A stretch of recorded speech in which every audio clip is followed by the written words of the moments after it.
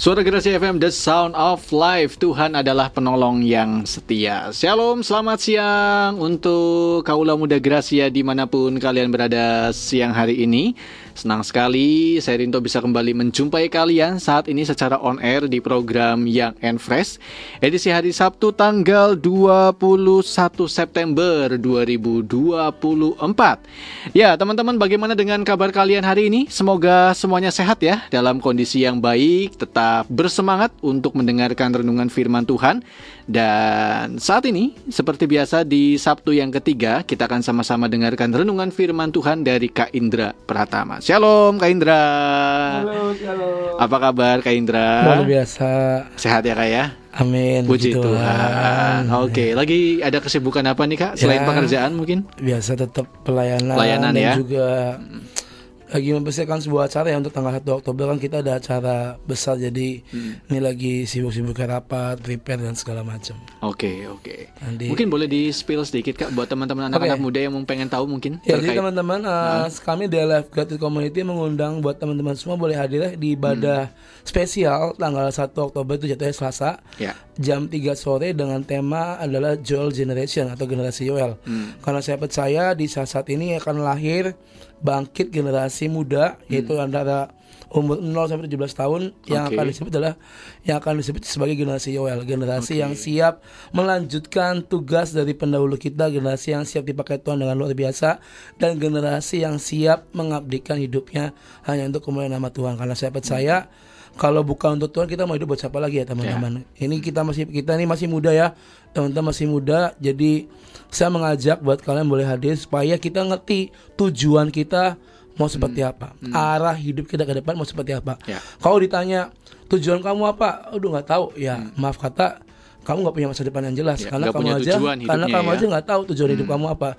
Tapi kalau kita tahu bahwa kita adalah generasi Yoel yang siap dipakai Tuhan, berarti kita tahu bahwa tujuan kita adalah untuk menggenapi setiap firman Tuhan melalui hidup kita, anak-anak remaja 0 sampai 17 tahun. Jadi tanggal 1 Oktober ya, saya Lifeguard mengundang buat teman-teman semua boleh hadir jam 3 sore sampai selesai. Disediakan makan malam tempatnya di Gedung Gracia lantai 1. Oke. Ya, jadi jangan sampai lupa buat teman-teman yang kalian mungkin ada waktu ya kan, dan saat hari itu tidak ada aktivitas apa-apa, kalian bisa hadir untuk sama-sama kita memuliakan nama Tuhan. Kak Indra, hari ini kita mau bicara soal apa nih Kak? Who am I? Who am I gitu ya? Ya jadi nyanyi ya. Who am I? Siapakah saya? Siapakah saya? Siapakah Kak Indra? Siapakah kalian? Oke, kita akan bahas nih terkait dengan tema yang Kak Indra sudah siapkan. Who am I? Siapakah kita? Siapakah saya? Siapakah kalian teman-teman ya? Langsung aja Kak, karena waktu kita singkat nih hari ini ya. Setelah ini kita ada talk show lagi soalnya ya kan. Kita akan Express ya. Langsung saja Kak Indra bisa berdoa buat kita. Oke, yuk teman-teman, mari kita berdoa. Tuhan, mari Kau yang siapkan kami untuk kami menjadi anak-anak muda yang siap dipakai Tuhan dengan luar biasa, diperlengkapi secara rohani melalui firman Tuhan. Mari Bapak, biar pagi siang hari ini Bapak, kami yang sedang mendengarkan radio Suara Gracia, kami boleh menangkap apa yang menjadi isi hatimu, apa yang menjadi visimu untuk kami anak-anak muda di Kota Cirebon ini. Tuhan, kami berdoa biar kami menjadi anak-anak muda yang siap diperlengkapi, yang siap diubahkan. Amin. Siap Tuhan diberikan sesuatu hal yang baik dan siap ditaburi benih yang baik. Semoga benih itu boleh berbuah dalam kehidupan setiap kami Tuhan. Terima kasih Bapak, kami mau silakan semua dalam kuasa-Mu Tuhan, Kau yang berkati, Kau yang urapi, Kau yang jaga semua peralatan yang dipakai, semua jaringan yang ada, semoga bisa terpakai semua dengan baik Tuhan. Terima kasih Bapak, kami percaya Engkau Tuhan yang pegang kendali pada saat ini Tuhan. Terima kasih. Di dalam kami berdoa dan kami mengucap syukur, haleluya. Amin. Amin. Silakan Kak Indra. Oke, teman-teman ya, karena hari ini kita waktunya singkat, jadi saya akan menjelaskan dengan singkat, padat dan jelas. SPJ ya. Singkatannya ya, singkat padat jelas. Oke. Who am I? Siapa saya? Kalau ini pertanyaan saya mungkin ajukan ke beberapa anak ya, mungkin akan dapat jawaban yang berbeda-beda. Saya nanya kalian tuh, who are you? Kalian tuh anak Tuhan. Oke. Mungkin ada satu lagi teman kita, karena who are you? Jawabannya apa Kak? Ya itu mungkin.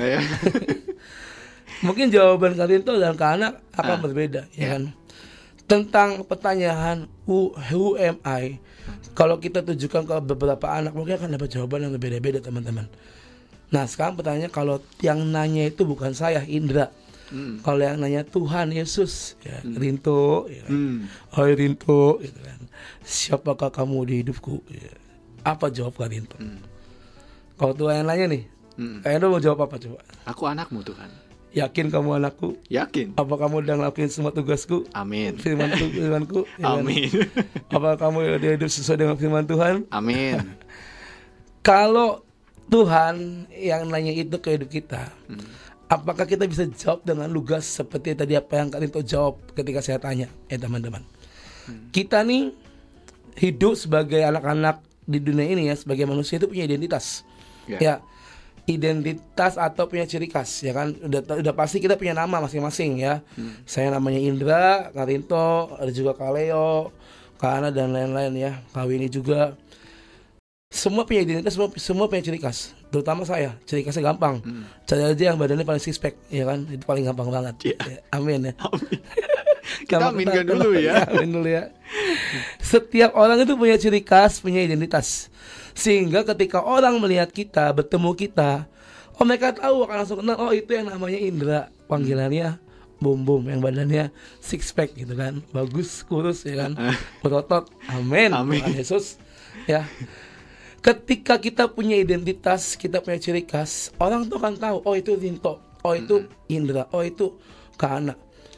Orang akan tahu karena orang sudah mengenal siapa kita.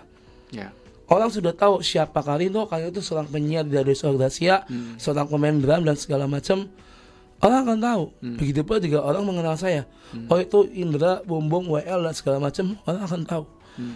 Tapi pertanyaannya, yang orang tahu, yang orang kenal dari diri kita, apakah itu yang sudah mencerminkan kita sebagai, dari Kak Rinto jawab. Kalau ditanya siapa Kak Rinto, tadi Kak Rinto jawab anak Tuhan. Apakah hidup kita ini sudah mencerminkan sebagai anak Tuhan? Kalau menurut Kamus Bahasa Indonesia, identitas itu merupakan ciri-ciri atau suatu jati diri yang dapat membedakan antara satu individu dengan yang lainnya, sehingga tidak ada yang benar-benar sama 100%. Orang kembar pun ada bedanya. Kita punya kan di lingkungan kita orang kembar ya kan, koko dua itu kan beda, yang satu gemuk, yang satu agak kurus ya. Meskipun sekarang udah kurus semuanya ya, coba pasti ada bedanya. Orang kembar pun ada perbedaannya. Kita ketika kita punya identitas diri, kita punya ciri khas, orang tuh bisa mengenal siapa kita. Dan sekarang pertanyaannya, ketika Tuhan tanya kepada kalian semua, teman-teman semua yang lagi dengerin radio ini, who are you atau who am I? Siapa diri kita di hadapan Tuhan? Sudah jelas dalam Alkitab, kita semua adalah anak-anak Allah yang dikasihi oleh Tuhan. Itu semua bukan karena perbuatan baik kita, bukan karena usaha kita sendiri, tapi kita disebut anak-anak Allah karena kasih karunia Allah yang besar dalam hidup kita. Bukan karena kita hebat, bukan karena kita mampu, bukan karena kamu jago nyanyi, kamu jago A, B, C, D, E, tapi kita disebut anak-anak Allah karena kasih karunia Tuhan yang besar bagi hidup kita. Ingat pengorbanan Yesus di atas kayu salib, ingat semua penderitaan Tuhan, ingat juga pengorbanan Allah Bapa buat umatnya ya. Ingat ya, pengorbanan Yesus sama pengorbanan Allah Bapa itu berbeda. Kita buka Yohanes 3:16, dikatakan, karena begitu besar kasih Allah akan dunia ini, sehingga ia mengaruniakan anaknya yang tunggal, Tuhan kita, supaya setiap orang yang percaya kepadanya tidak binasa, melainkan beroleh hidup yang kekal. Itu ayat yang sangat famous, terkenal. Ini ayat menunjukkan betapa Allah Bapa berkorban untuk umat manusia, supaya umat manusia punya identitas, supaya umat manusia tahu siapa mereka di hadapan Allah, dengan mengirimkan anak yang tunggal dalam wujud Tuhan Yesus Kristus. Dikatakan supaya setiap orang yang percaya kepadanya tidak binasa, tapi beroleh hidup yang kekal. Pengorbanan Allah Bapa mengirimkan anaknya yang satu-satunya, Tuhan Yesus, yang pada akhirnya dia tahu bahwa dia cuma berumur sampai umur 30-an dan akhirnya harus mati dan kembali ke surga. Allah Bapa udah tahu story-nya Yesus selama hidup di dunia. Allah Bapa udah tahu. Toh dia tetap dengan kerendahan hati ngirim Tuhan Yesus ke dunia untuk nebus kita, teman-teman. Berkorban buat kita semua. Cuma satu loh anaknya. Sekarang kalau misalnya saya tanya kalian tuh ya, misalnya anak cuma ada satu nih, suruh dikorbanin, pasti galau kan? Pasti banyak pertanyaan yang berkecamuk dalam pikiran kalian tuh. Tidak semudah itu untuk langsung berkata, ya Tuhan, aku mau korbanin anakku satu-satunya. Apalagi kalau buat suami istri yang mungkin susah dapat anak, dan ketika dapat cuma satu itu bersyukur banget kan. Tapi ketika Tuhan ngomong, ayo korbankan, gak semua orang bisa ngelakuin itu. Tuhan Allah Bapa, dia tahu dia cuma punya satu putra, yaitu Tuhan Yesus. Dan dia tahu kalau Tuhan ini cuma berumur cuma sampai 30-an, dia akan disiksa, mati, disalib buat nebus dosa manusia dan kembali ke surga. Toh Allah Bapa tetap berkorban, Allah Bapa tetap mengasihi kita umat manusia. Kalau hari itu Allah Bapa dengan egonya bilang, udahlah, toh juga yang diselamatin sama anak saya nanti juga gak semua dia kenal, dosa-dosa mereka terlalu banyak, ngapain sih harus saya ngorbanin anak saya satu-satunya? Allah punya tujuan supaya kita tahu siapa kita, siapa identitas kita, apa ciri khas kita di hadapan Tuhan. That's why kenapa kita disebut anak-anak Tuhan, karena pengorbanan Allah Bapa dan juga ingat pengorbanan Yesus disiksa, disalib buat kita. Efesus 5 ayat 1-2 berkata, Efesus 5 ayat 1-2, sebab itu jadilah penurut-penurut Allah seperti anak-anak yang kekasih, dan hiduplah di dalam kasih sebagaimana Kristus Yesus juga telah mengasihi kamu dan telah menyerahkan dirinya untuk kita sebagai persembahan dan korban yang harum bagi Allah. Nih, ayat 2 dikatakan hidup dalam kasih sebagaimana Yesus telah lebih dahulu mengasihi kita dan dia menyerahkan dirinya sebagai persembahan dan korban yang harum buat Allah Bapa. Betapa besar pengorbanan Yesus buat kita, supaya kita punya identitas, teman-teman, sebagai anak-anak Allah, sebagai anak-anak Tuhan Yesus. Supaya orang melihat kita bukan sebagai anak-anak yang tidak jelas, tetapi orang melihat kita, oh ada Yesus, ada kasih Allah Bapa dalam diri Karinto, ada kasih yang besar dalam diri Indra Pratama. Itu tujuannya, supaya orang tuh tahu, supaya kita pun tahu siapa kita, apa identitas kita. Jangan sampai kita udah pelayanan, kita udah bertahun-tahun melayani Tuhan, tapi kita sendiri nggak tahu siapa kita di hadapan Tuhan, karena kita nggak ngelakuin apa yang Tuhan mau dalam hidup kita. Seorang pelayan tuh hati-hati loh, maksudnya oke, dia pelayan Tuhan, tapi ya dia kadang nggak bersikap sebagai pelayan Tuhan. Di gereja mungkin melayani secara fisik, secara tubuh ya, ada pelayanan musik lah, WL lah, singer lah. Tapi nggak cukup sampai situ, teman-teman. Pelayanan tuh nggak cukup cuma sampai hari H pelayanan di atas mesbah, di atas mimbar. Enggak. After that, bagaimana hubunganmu dengan Tuhan? Seorang penyembah, seorang worship leader, bagaimana penyembahanmu kepada Tuhan? Itulah pelayanan kita, itulah identitas kita sebagai anak-anak yang dikasih oleh Allah. Allah mau, Tuhan mau supaya kita menjadi pelaku firman. Yohanes 1 ayat 12 kali itu. Yohanes 1 ayat yang ke-12. Mungkin kalian udah bisa baca bagi kita semua. Tetapi semua orang yang menerimanya diberinya kuasa supaya menjadi anak-anak Allah, yaitu mereka yang percaya dalam namanya.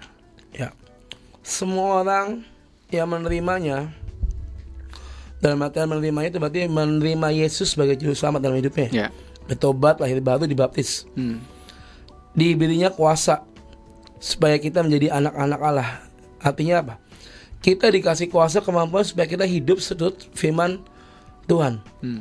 Kita diberi kuasa supaya kita hidup seturut segambar dengan Tuhan.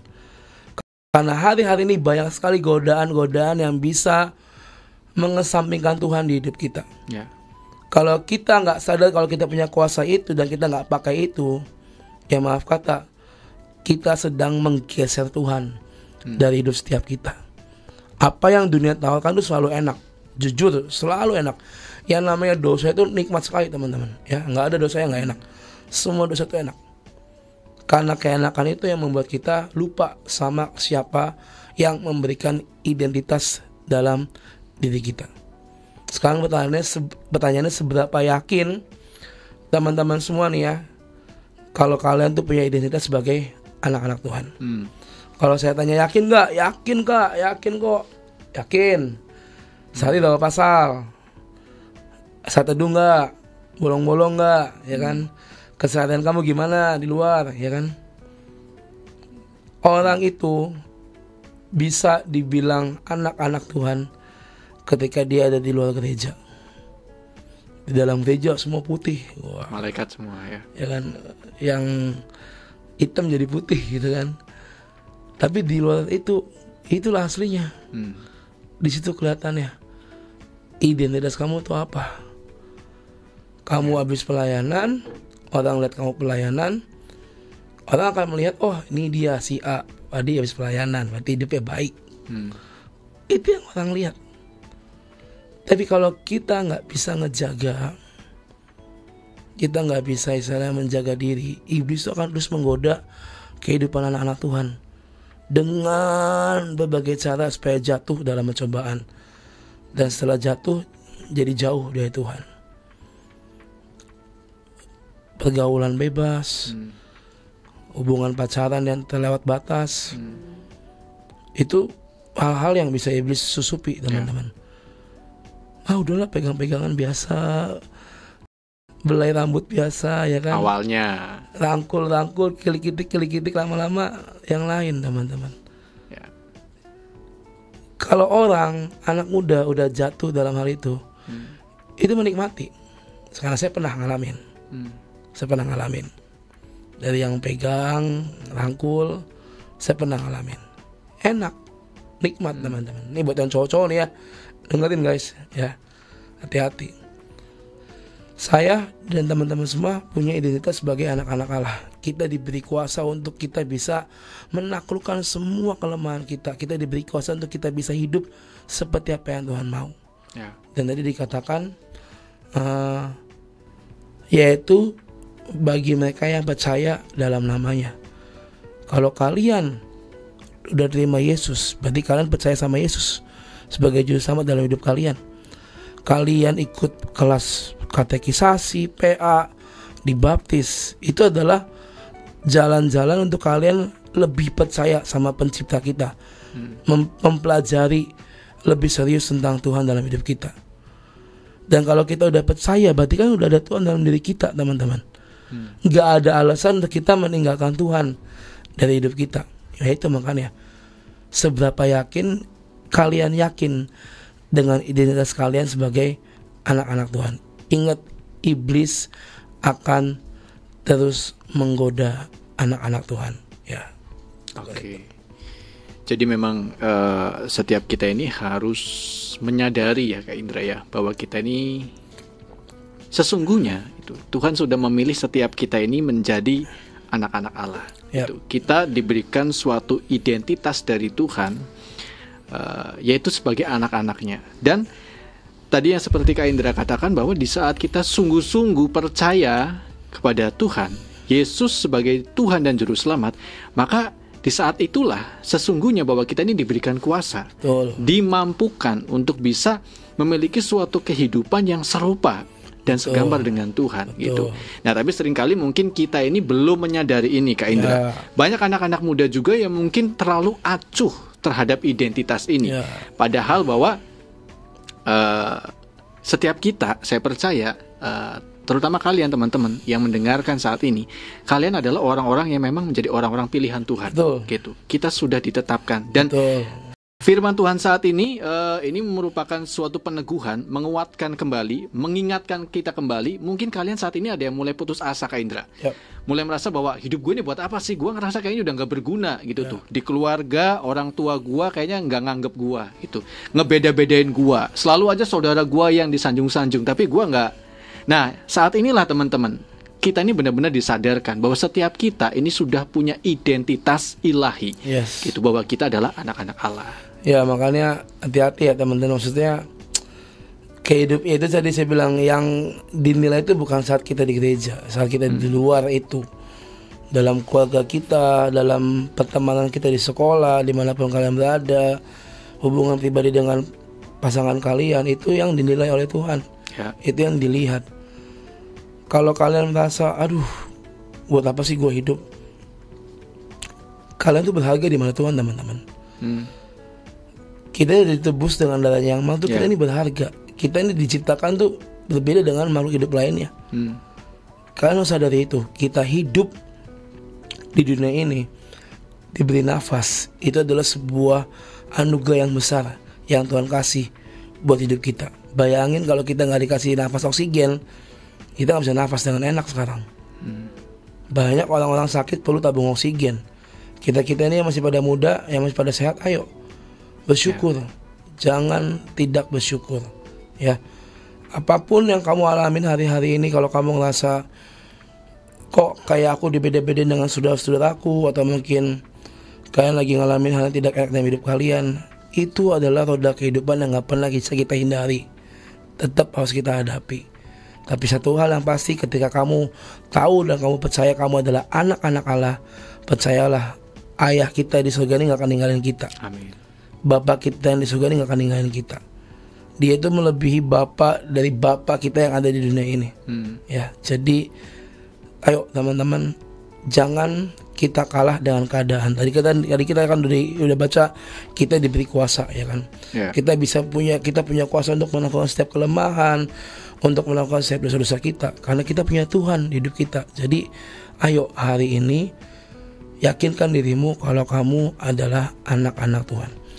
Yang ini gampang nih, buat istilahnya kalian tahu kalau kalian tuh benar-benar anak Tuhan atau enggak, ada dua hal yang mau saya kasih ya. Ini ciri khas anak-anak Allah yang dapat membuat kita tampil berbeda dari orang-orang yang hidupnya dunia, di luar sana ya. Yang pertama, ini ciri yang pertama yang paling gampang yang bisa kalian lihat dalam diri kalian, hidup dalam kasih. Nah, sekarang kalian tanya diri kalian udah hidup belum? Kalian udah hidup dalam kasih Tuhan atau belum? Efesus 5 ayat 2. Coba kalian tuh baca tadi yang Efesus 5 ayat 2. Loh, maaf ya. Oke, Efesus 5 ayat 2 ya. Dan hiduplah dalam kasih, sebagaimana Kristus Yesus juga telah mengasihi kamu dan telah menyerahkan dirinya untuk kita sebagai persembahan dan korban yang harum bagi Allah. Tuhan mengajari kita tentang kasih. Kasih sesama manusia, kasih Tuhan Allahmu, dan yang paling susah itu kasih musuhmu.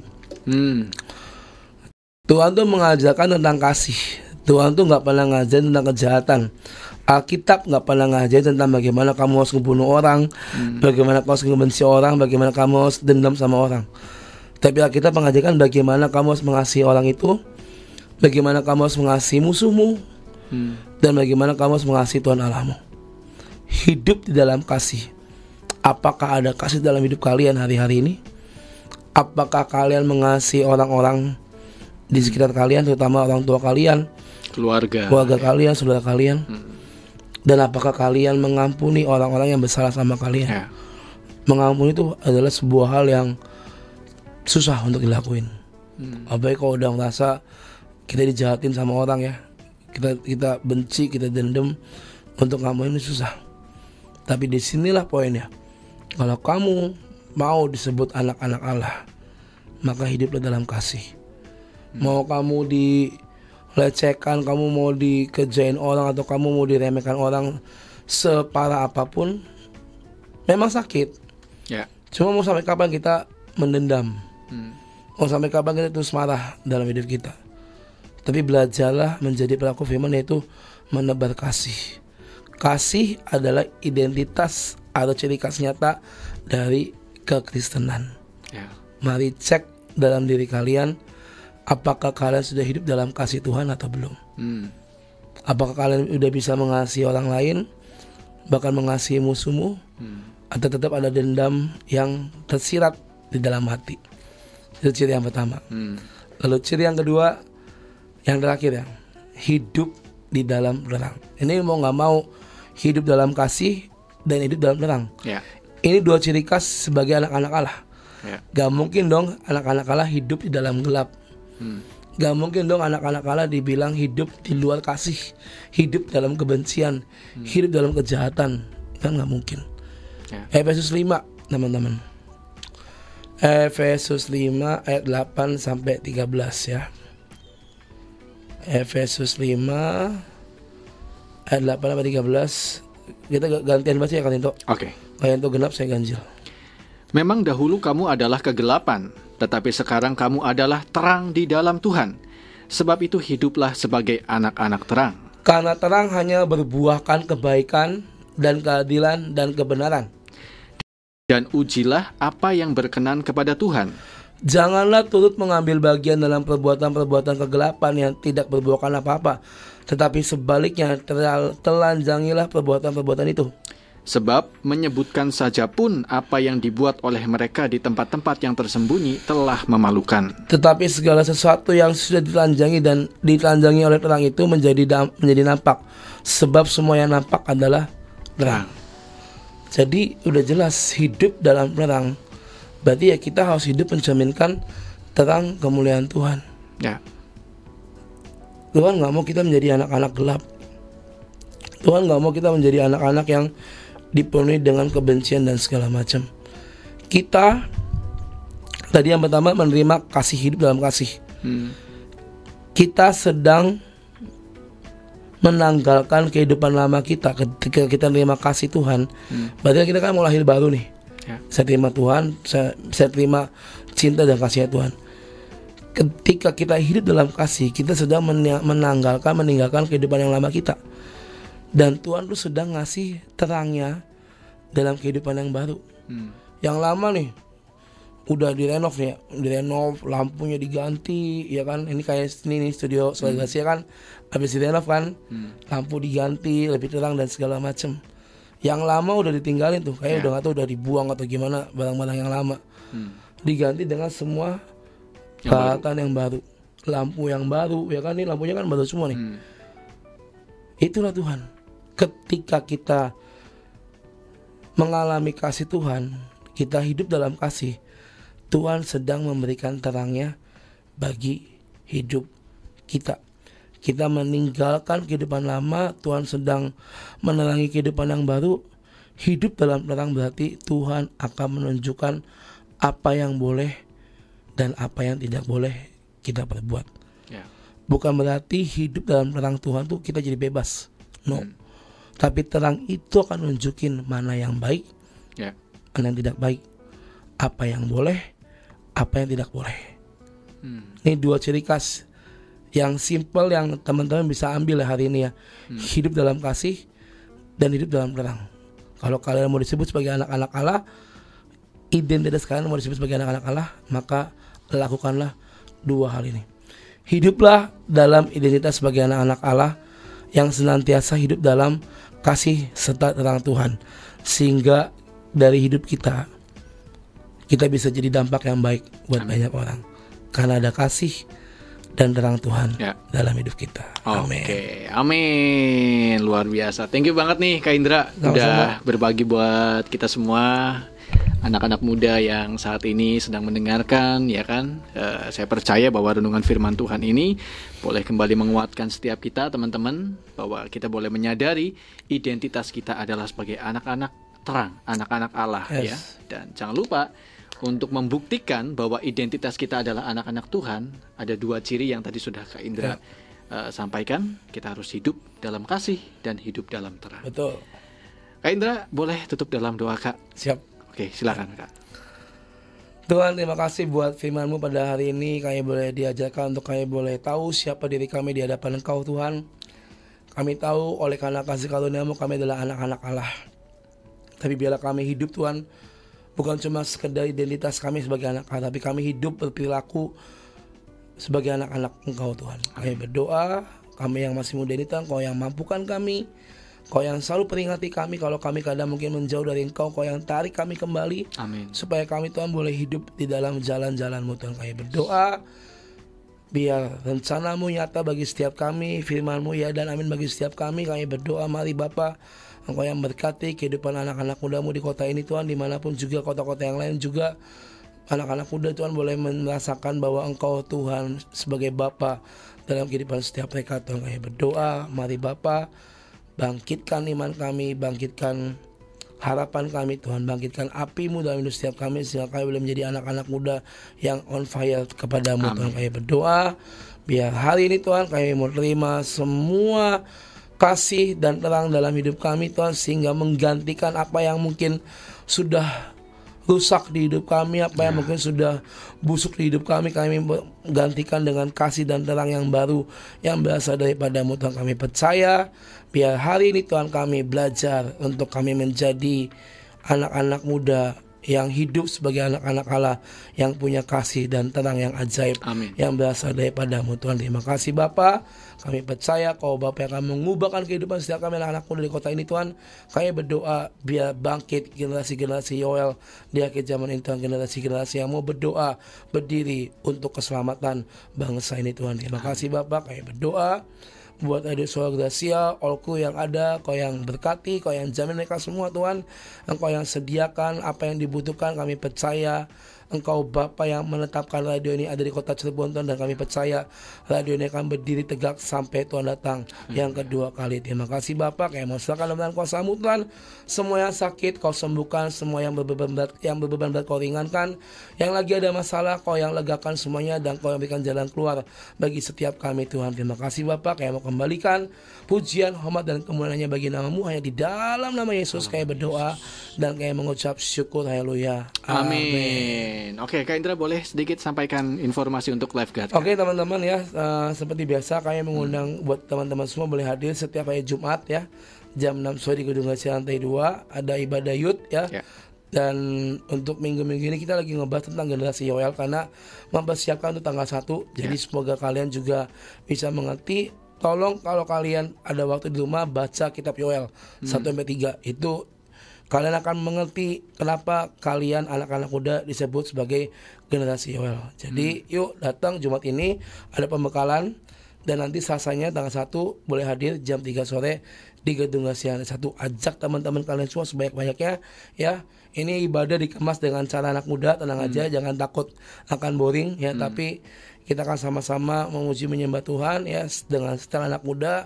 Ayo, bukan cuma hip-hipnya hura yang kita dapat, tapi firman-Nya bisa kita dapat, kebenaran juga bisa kita dapat ya. Jumat jam 6 sore ibadah Lifeguard lantai 2. Selasa 1 Oktober ibadah spesial Lifeguard Community di Gedung Gracia jam 3 sore di lantai 1. Oke, siap. Thank you banget Kak Indra sudah sama-sama berbagi buat kita semua. Thank you juga buat teman-teman yang saat ini mendengarkan secara on air di live TikTok Suara Gracia juga. Dan buat kalian juga yang saat ini menyaksikan di YouTube channel Suara Gracia, kalau kalian merasa diberkati, bagikan video ini supaya semakin banyak anak-anak muda yang diberkati lewat renungan firman. Jangan lupa subscribe. Oke, ya. Akhirnya saya Rinto yang bertugas pamit undur diri. Saya ucapkan selamat siang dan Tuhan memberkati.